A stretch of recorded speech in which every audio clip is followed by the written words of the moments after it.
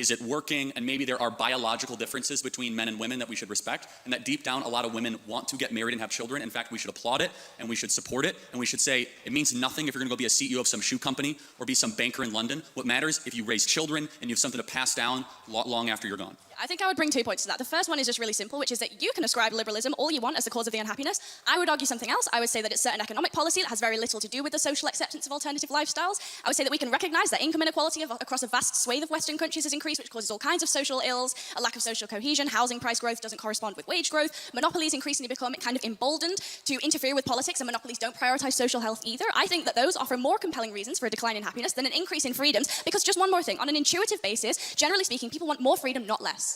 Okay, so if that's true, why is it, do you agree that the happiest women of the West are married with kids? I would have to look into it, but I think there are certain and objectively we know that, right? The women with kids are not the ones tearing down statues, right? They're the ones that actually have obligations. Tearing down statues correspond to some kind of smiles per capita data set that I wasn't aware of. Again, it's like, it's a little bit of a one-liner.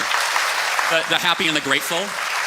The happy and the grateful usually don't go burn down Wendy's in their spare time, which we saw in our country all throughout a single summer. But as a side note, you would agree, objectively, study after study, survey after survey, that the women of the West that are married and have children, especially a lot of children, are far happier than even the ones that earn more money correlated at the same age. So I also don't think that happiness is a very good metric, and neither do you, because you think gay people shouldn't just pursue happiness by being gay. They have other moralistic considerations to be making. So I don't think smiles per capita is a particularly convincing way to measure whether or not we should encourage women to be autonomous. I think we should maximize agency within a fair system that has reasonable parameters because it's expedient, it's good for the economy, it's logical, it's the moral thing, because if we can't prove the material harms, we shouldn't discourage it. And also self-reported studies is a really flawed way to do psychology. It's the week before my university exams right now, and I'm standing here explaining the basic methodology behind survey collection in sociology, which you don't even think is a real subject, to Charlie Kirk.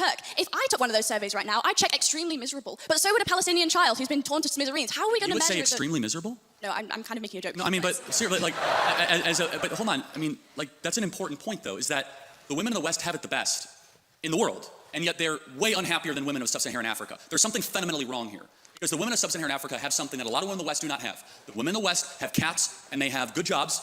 And the women of sub-Saharan Africa, they have a belief in the divine, and they have kids. And maybe there's a biological undercurrent that is keeping a lot of women from realizing their full potential. And so without reading your phone and just like, connecting. I'm not really reading my phone. Well, it's fine. Sure, then you can answer without it. Fair enough.